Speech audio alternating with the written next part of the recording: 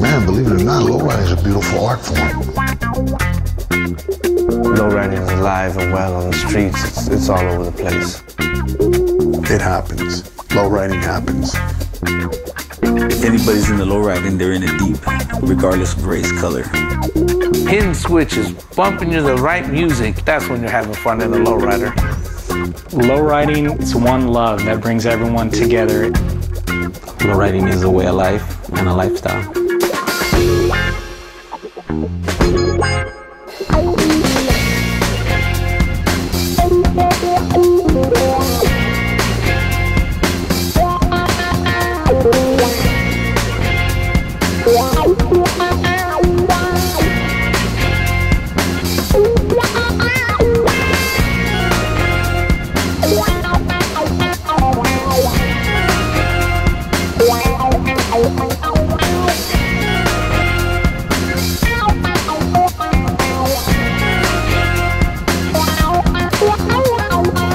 It's about how you act, how you talk, how you dress, how you portray yourself. It's in your hands, it's in your heart. There's no turning back. It's in your blood. You know, that's the thing about lowriding. Every day we lowride, in one way or the other. I eat, I shit it, I sleep it, I do all that, I dream it. It's my life. Just the way I walk, I'm lowriding. We're all attention whores. But there's a lot of us who don't want attention until we jump in our car. You love to show off your ride, all the effort and all the time you put into it.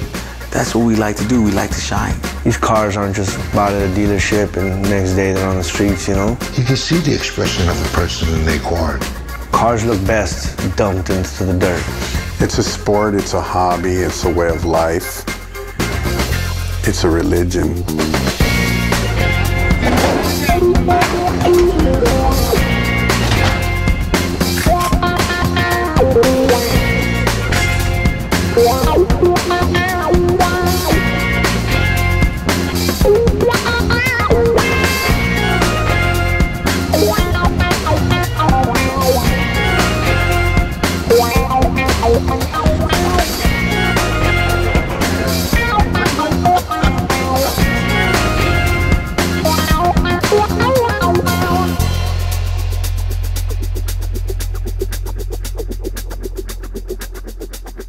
My father took me to a car show when I was a kid, a Southgate car show, and we walked around and seen the candy painted cars laying in the grass, girls walking around, guys with tattoos. It was just a car show in the hood, and it got me. After that, I was going crazy. I couldn't stop thinking about pinstriping and murals. It has to be a certain type of car, of course. And you can say anything in the late 30s to maybe some of the late 80s. We're kind of like trapped in that little realm of car designs. Traditionally, a lowrider is a two-door American car with hydraulics, 520s, and wire wheels. Homies actually hook up bombs too. Sometimes they're four doors, but you gotta have hydraulics in your car for it to be a traditional lowrider. The motors, they're all beautiful. Different types, Corvettes, 350s, you know. It's got to be lowered, you know, whether the suspension is altered or maybe you throw on those 13-inch, 14-inch spoke rims. The spoke wheels, you know, the little tires, the hydraulics, that's what's considered a lowrider. The hydraulic part of it, the up and down part, and the candy paint, of course. Hydraulics, 520s, white walls, candy paint, metal flake, pinstriping, custom interior. To me, that's the definition of a lowrider. And it could just be a straight candy or just a straight, you know, pearl Or, you know, I see some guys out there with not even pearl or candy, just the base coat.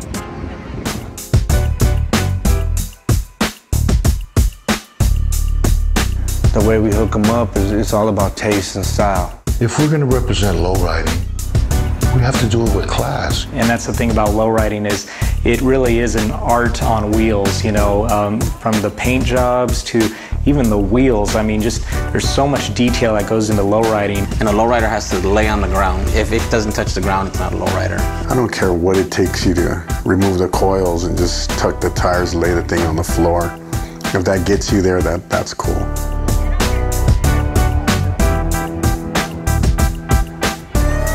The heart and soul of what I think is a lowrider is the 520, the small tire with a white wall.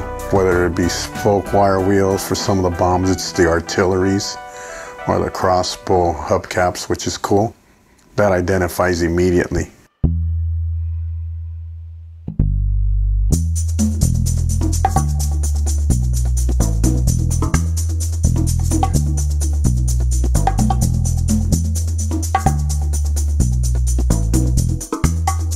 In 1970, Mr. Craig started Zenith Wire Wheel Company in Campbell, California. In 2006, he passed away, you know, and his vision was that he wanted the company to be an employee-owned company. We, the original employees of 30 years experience, we decided that we wanted to start a company called the Wire Wheel King and keep the legacy alive.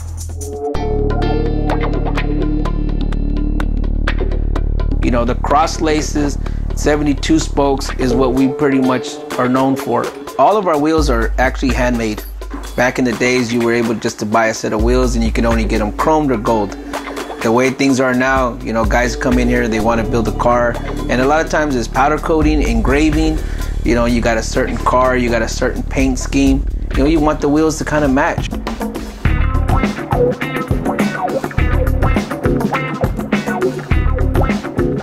When building our wheels, we actually have to put the hub on top of an adapter so that we can adjust the offset of the wheels. And then you have to actually run the spokes through the hub, connect them to the nipples, and tighten the nipples down. Now all you're doing is basically assembling the wheel and then actually getting it ready to go to the next step.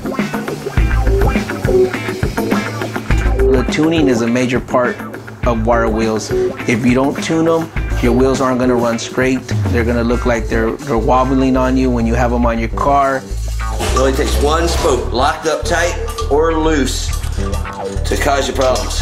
I'm holding the indicator because now I'm getting such small movement in the wheel, it's hard to see by eye. So I feel it going by. Right after tuning, you have to silicone them. It keeps the wheel tubeless. And the only reason you would run a tube is if the silicone was leaking. We put a silicone over the nipple so that you don't have to run a tube in these wheels. None of these wheels are ever been ran with tubes. Now, when you're putting the wheels on the car, the wheel actually sits onto an adapter that is bolted onto the car.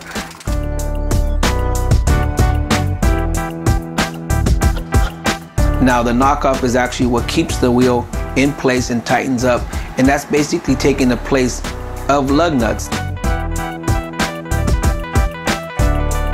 A lead hammer is the only thing that you could use when you're tightening up the wheels, especially when you're tightening up the knockoff and you're going to put something onto chrome or you're going to hit something that's gold plated. The lead hammer is basically what we really strive people to use only.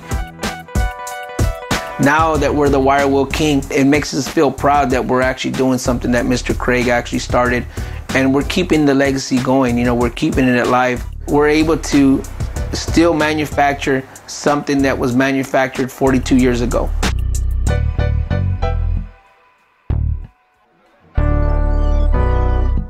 When I was 13 years old, I used to go to Los Angeles to the city of Compton, which the movement, a lot of lowriding was involved back in the day.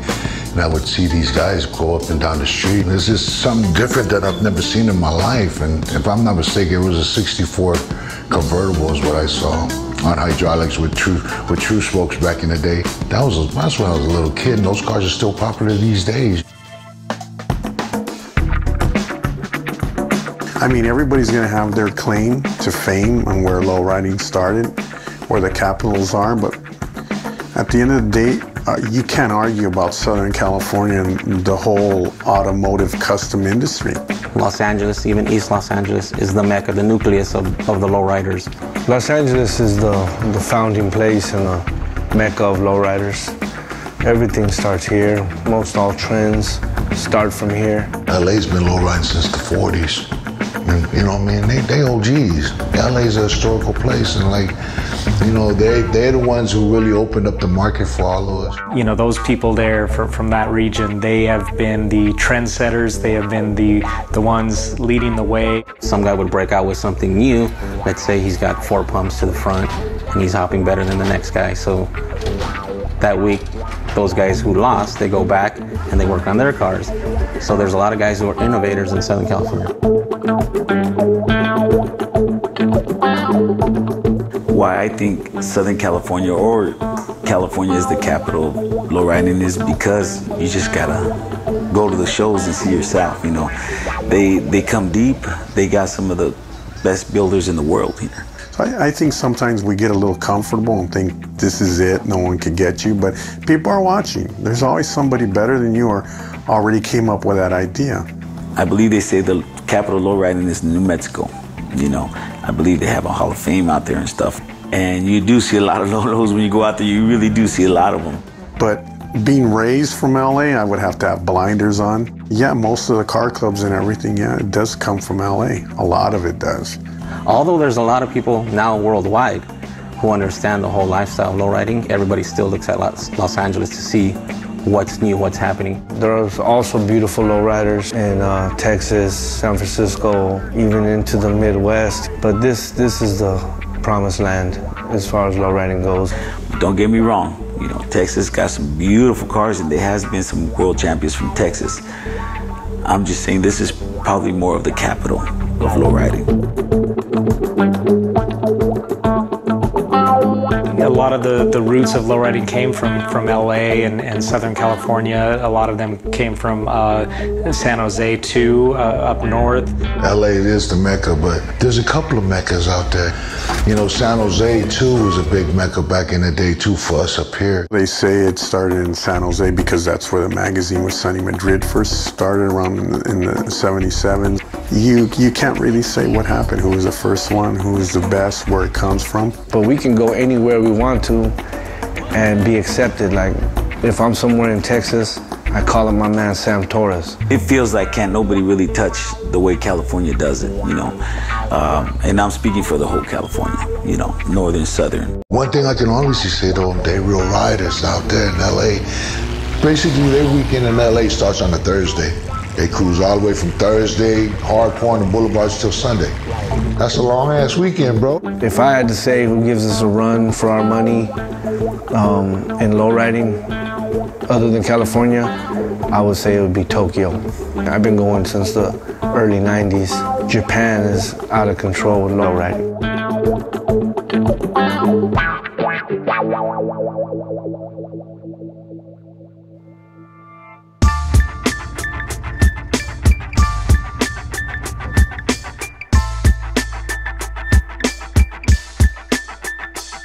Hydraulics is one of the main ingredients to build a lowrider. From a basic hydraulic setup to a custom hydraulic setup, there's no limitations. Today we're showing you Dave from Style Car Club, his beautiful 1958 Chevy Impala. And today we're going to show you a little overview of the whole car. On the trunk of this 1958 Impala, this is where you traditionally find a lowrider setup.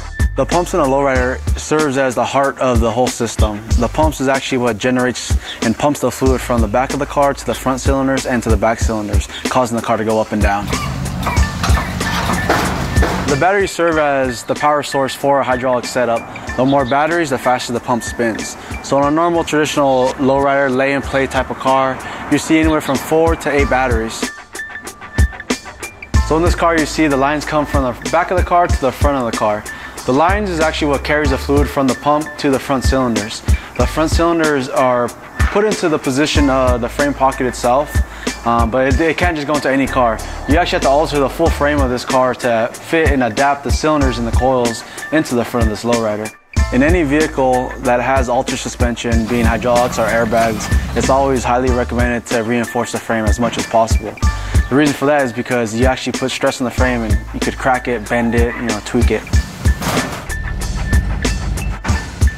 All right, so now we're gonna go ahead and show you how to assemble one of the pumps that we manufacture here at Hot Wheels.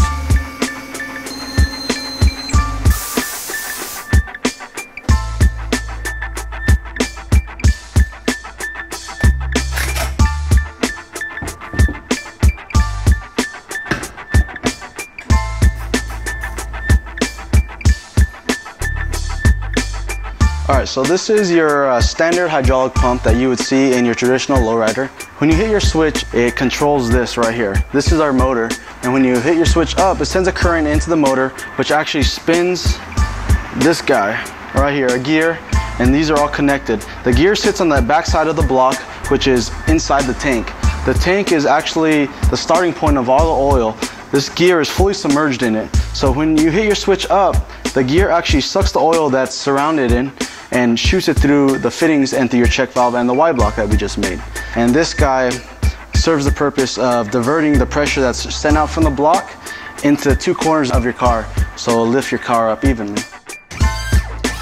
When you lower your car, it's actually the same way, it works the same way as when you lift it. You hit your switch down, and that actually controls the dump. And when you hit the switch, the dump actually opens up, which allows fluid to run through it and back into the tank, allowing your car to go in the down position.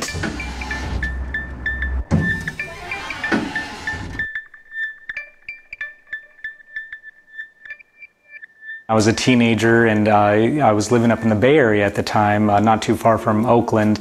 And coming from the smaller town I came from, known as Hayward, where there were hardly any lowriders, it was an eye-opener for me, and I instantly grew, a connection with the lowriding scene.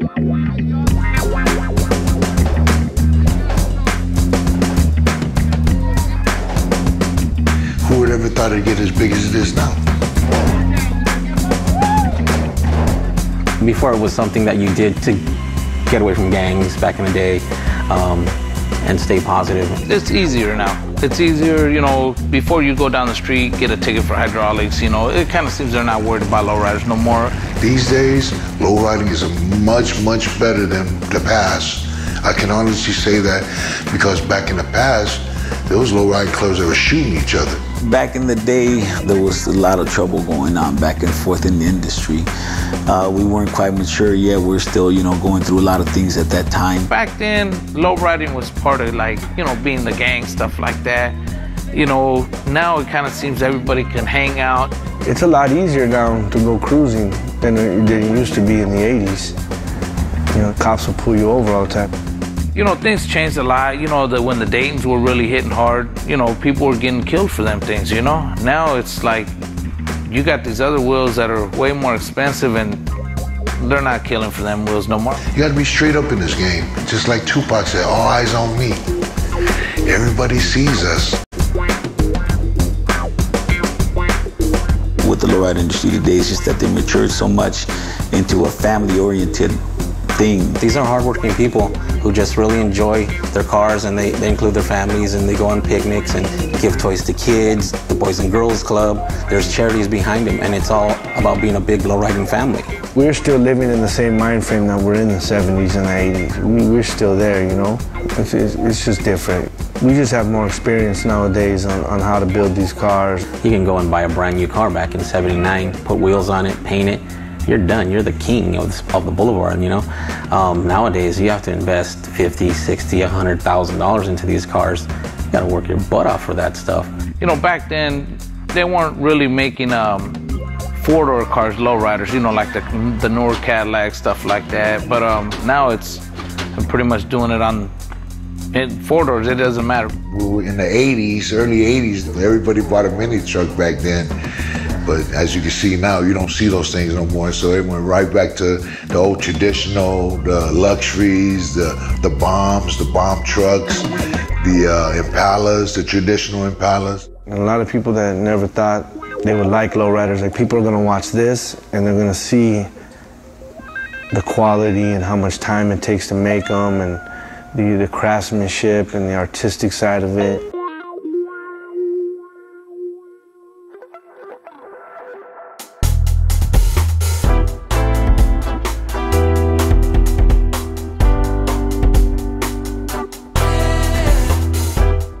My name is Reyes Carrillo. I am 31 years old and this is my 59 Impala build. I bought this car for $8,000 in Arizona back in May 2011. The last time it was registered and on the road was 40 years ago. An older lady owned the car prior to me, made me promise to take care of it and restore it, and send her photos when it's done. I'm doing everything on my own here in my backyard. I save tons of money that way. Right now I'm at $27,000. I don't care what it takes, whether money, work, and time. I've always wanted a 59. I've completely redone the interior by myself. The engine was redone, suspension, body, paint, body mounts. Basically everything from the ground up except for a frame off.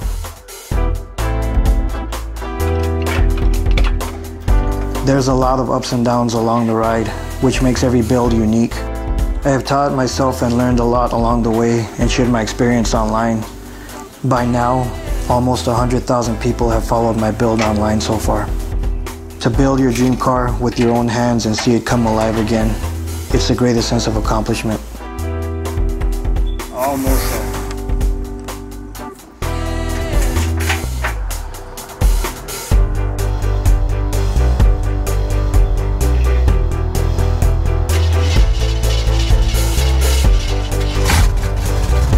Here we go, on our way to the gas station for the first time.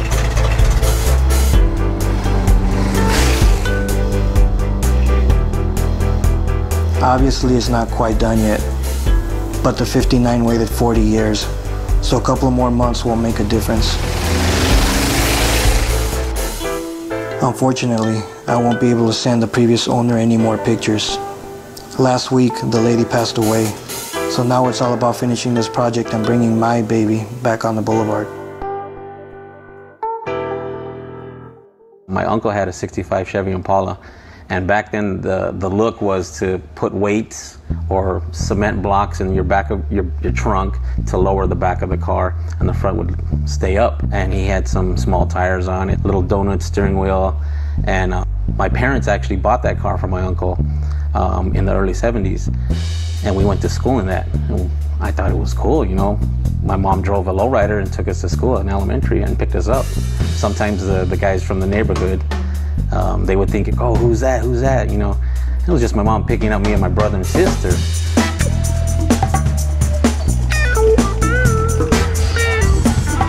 You want to see, wow. You want to see 3-4 seconds of that car, if you will. That's cruising. I do know that if you have something that you want people to look at, it doesn't help to drive at 60 miles an hour, unless you're on the freeway. But if you want people to see it, you go a little bit slower. The beauty of lowriding to me is cruising down the street and being a historian at the same time. We restore our cars and find parts from the 60s and we put them together and we build these cars and then we take them on their voyage. All those elements as far as getting the attention on your car, the sun shining, the wind blowing on your face, you know, blowing through your hair if you have any. It's hard to relate to anything else. It's almost like, you know, an adrenaline rush. The freedom of choice to show our culture off is what we like. We go about cruising different than like hot rod guys. It's just a whole different vibe, you know? I'll hit switches on them, you know, chrome, painted, candy, I don't care. It's gonna get a nick here and there, but we only live once. I mean, if you're gonna put that much money into a car, you gotta enjoy it too, you know? My biggest thrill too is when I get in my lowrider and I go pick up all my grandkids to school, because I give all the kids a little showtime right there. Start jumping the car side to side, up and down, and I can see all my grandkids. Yeah, that's my grandpa over there.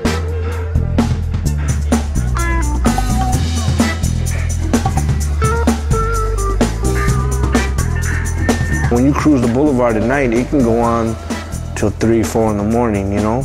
You get that car ready, and then you hit the boulevard, and then all eyes on you. And that's such a good feeling. You love to show off your ride, all the effort and all the time you put into it. That's what we like to do. We like to shine. Driving down the street, you see people losing their minds. You see people going crazy. They can't believe what they're seeing. We're all attention whores. But there's a lot of us who don't want attention until we jump in our car. The thing, it's a car show on wheels, so you want people to enjoy and see it and appreciate it and give you the thumbs up if they will, or they check out your car. That would be your trophy back then, because there weren't that many car shows. You're upholding a whole legacy that started, you know, in the 70s of what we do, of driving a sick chariot down the boulevard. You have all walks of life giving you the thumbs up and approving, you know, what you do. So of course, when people compliment it or they look at it, you feel good about it. You've created something that's eye-catching. If we pull into a random parking lot, we shut down the parking lot. The party is there. When you pull up with the right music, hitting switches in your car, just getting the attention, acting a fool, you know? That's my thing. Man, it's the freedom, it's the attention, it's the beauty. I mean, it's everything, bro. Nothing beats driving your lowrider on a Saturday night or Sunday afternoon. It's just therapy for us.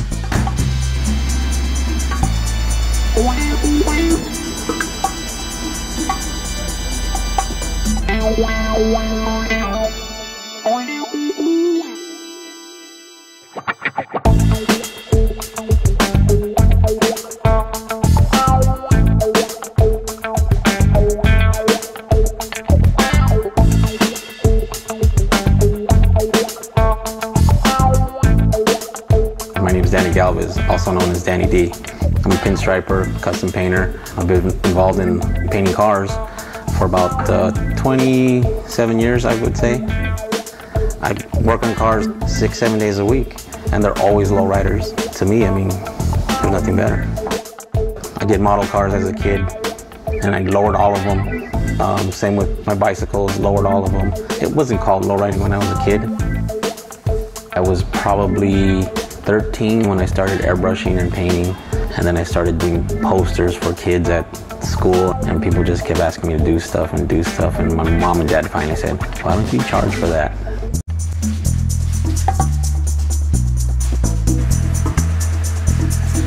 So today we're working on a 53 Chevy 2-door hardtop Bel Air. This is basically a classic car. It's all done original. And this particular customer wanted some striping on here, which a lot of guys don't really want to do, but this customer wanted something that wasn't going to stand out, but just give it a little personal touch. To pinstripe a traditional bomb is pretty difficult because it has a lot of round edges, where traditionally most cars have straight body lines.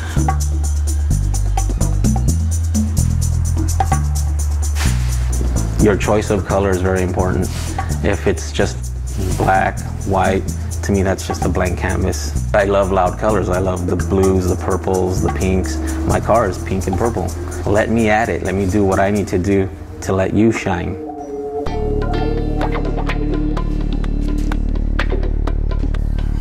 Right now what I'm going to try to do is a little trunk piece to tie in all the striping that I've been doing. Usually this is a piece that's always a little more elaborate than the rest. There's no set pattern, there's no pre-pattern or anything like that. I just kind of go for it. Try to do right, left, mirror image off the center tape line that you see here.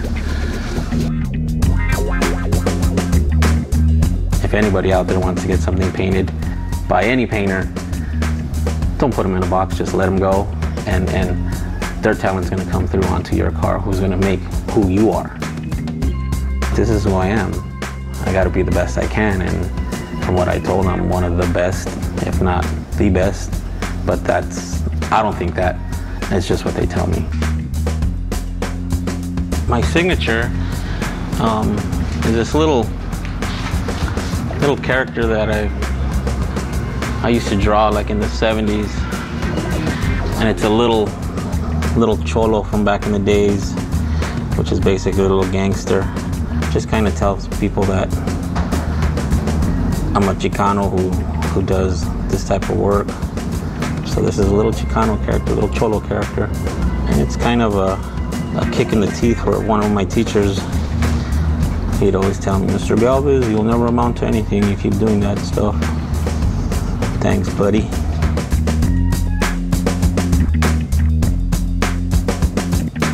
And my little signature.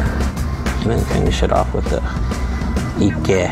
And Ike is like, and what? A little bit of attitude when people look for my name.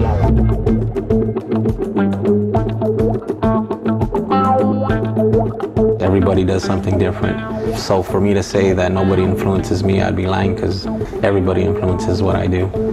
I hope I influence somebody someday.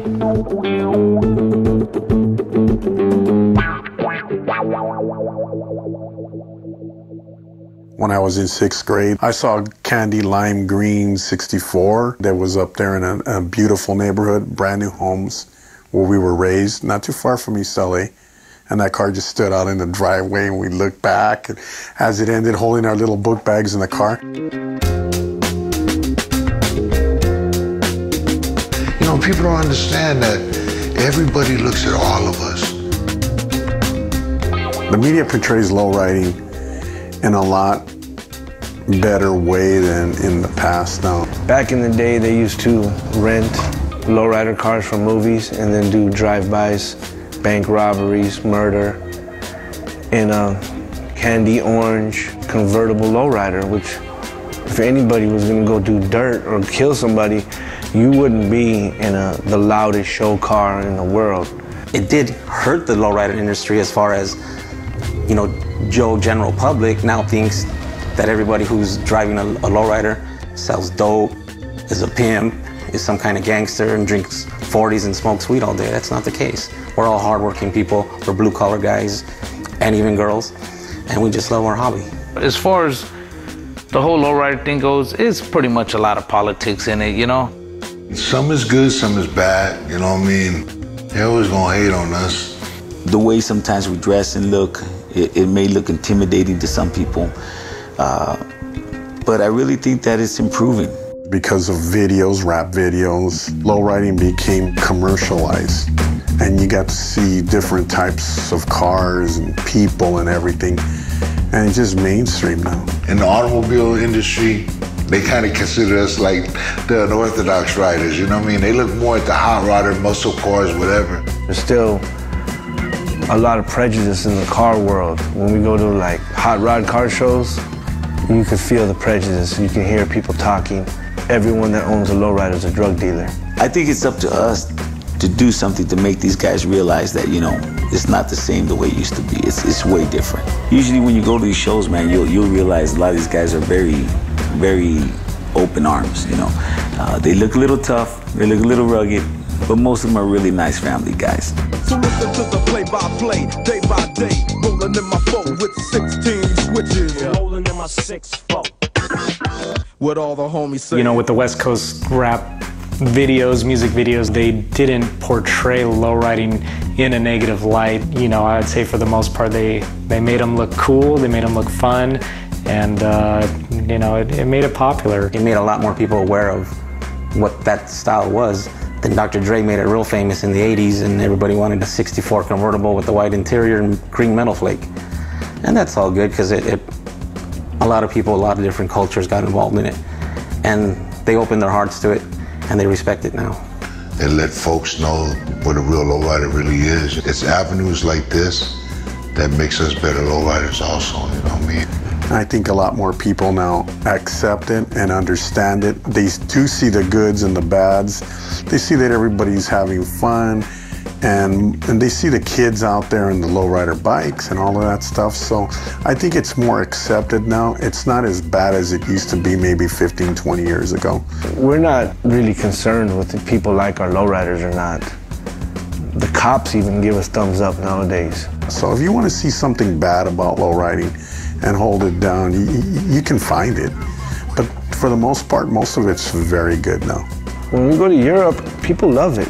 They look at it as an art form. They look at it as great because they don't have the violent side that America has to deal with the hood and the streets and poverty the same way. Like, with lowriders. So they don't look at a lowrider and think about gang graffiti or a robbery or something. They just look at it and go, oh my goodness, look how beautiful American culture is. That's how we look at it. We're saving and preserving a certain period in time when things were different.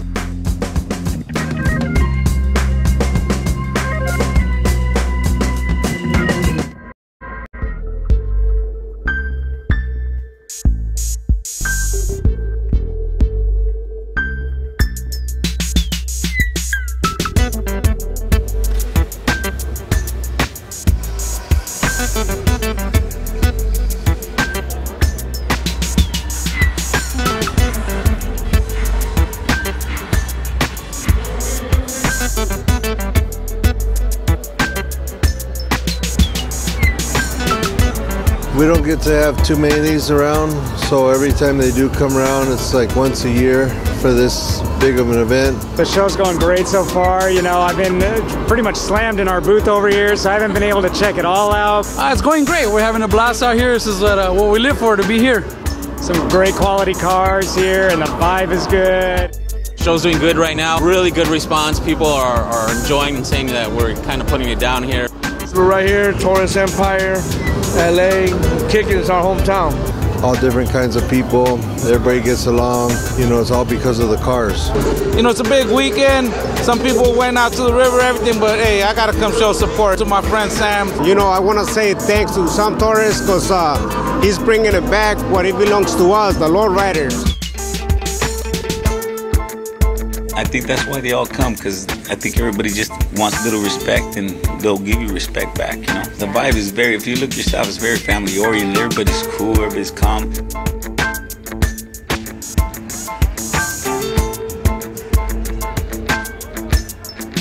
The show started at 11, and we were ready to go at 11. You know, and I'm also selling these shirts here, poster prints of photography I've taken, and you know, just trying to promote myself. It's all around a good networking experience.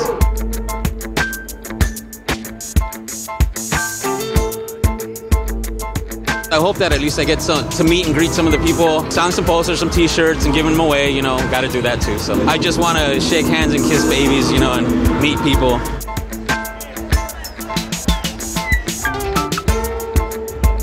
We've actually been, you know, running around since maybe 4 o'clock this morning. Probably went to sleep about 2 o'clock last night, you know. A little bit of the security work, a little bit of getting the bands together, you know, getting all the cars set up and trying to make sure everybody's happy.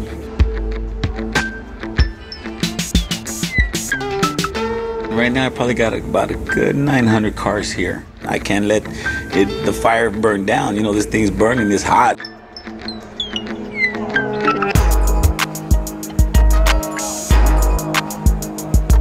Well, this is the Easy car right here.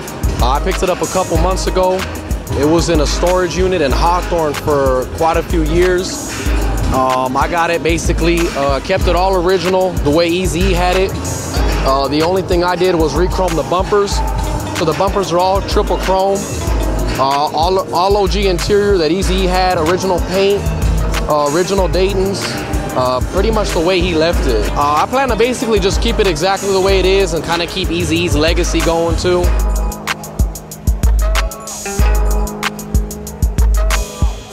I'm the biggest Eazy fan.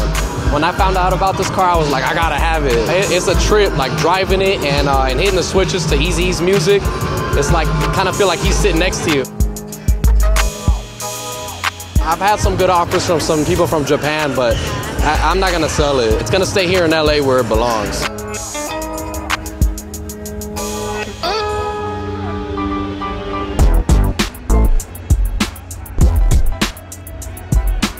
For here to be a sponsor is something that you're gonna connect with the people on a ground level. You know, these guys are obsessed with cleaning their cars. They're obsessed with making their rides beautiful. So for Sanction, we have to be at these type of events. Ground level, kicking it right here with everybody. You know, it's not some big corporate machine that's sending someone down. It's us. We build low-lows. We're on the streets too.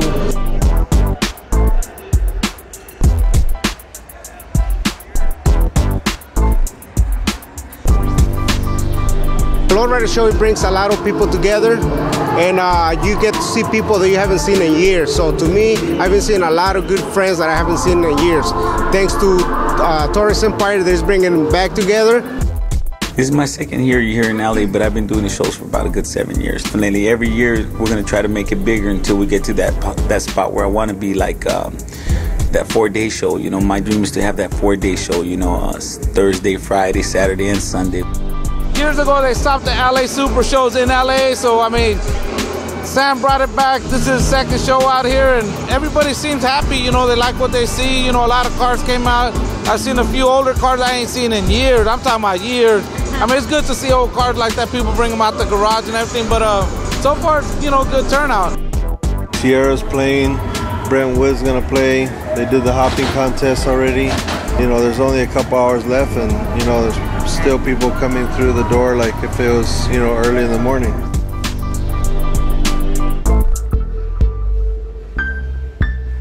Al Ray is a 1963 Chevy Impala that myself, my son Albert Jr., and one of my cousins, Bethel, we all three built together. Vehicle's been with me for 19 years. Prior to me, it belonged to my father-in-law, whom deceased 20 years ago, so I kept the vehicle, and we made it in his honor. That's where the name Al Ray came from. So, you know, we're keeping him alive, his spirit alive. It took me approximately about 6 years to build this vehicle, and I don't want to keep it put away, but, you know, we just come out to the major shows and represent for our car club, which is Elite Car Club out of Pomona. It's overwhelming to me because I built it from a heart for me foremost, you know what I mean? And it's won several of awards and it's done extremely well. I drove this car for many, many years. It's seen the boulevard quite a bit, but once I finish showing it, I plan to put it back on the boulevard. The car is fully functional. People from the outside look at a vehicle like this and think, you know, it's just strictly for the trailer. Not true, not true.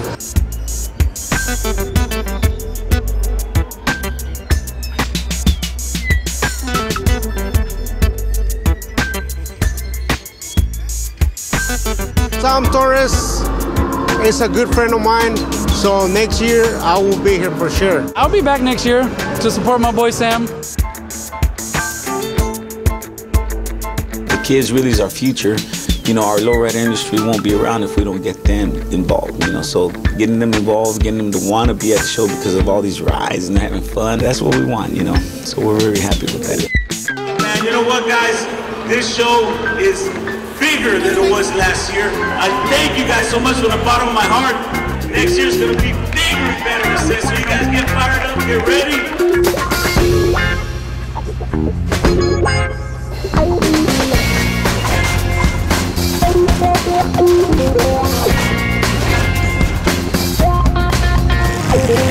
Man, nobody ain't dying like I told you. It ain't gonna die. It's just gonna multiply, baby. You know what I mean? It's gonna go bigger and bigger. I don't think lowriding will ever go away. I mean, especially with the media nowadays. It's something that's happening now, and it's bringing people together worldwide. Driving a lowrider, they don't mention the nationality, and that's what's so cool about it. That's when you really say, like, you know, it's worth it. You know, I'm having fun with my car. This is better than any Xbox or PlayStation 2 or whatever. Switches, man. That's it, bro. Me, there's nothing other than lowriding as far as my day-to-day lifestyle. I can't picture life going on without tattoos or lowriders. It's foreign to me, you know? Lowriding is whatever you want to take it to be, you know?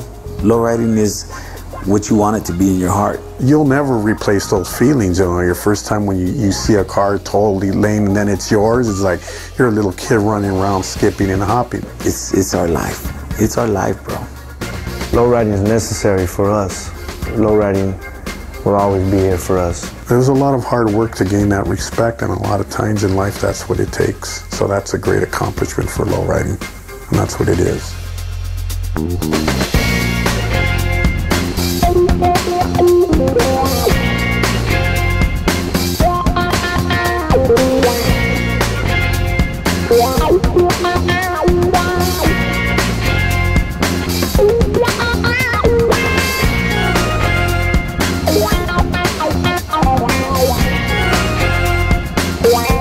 Wow.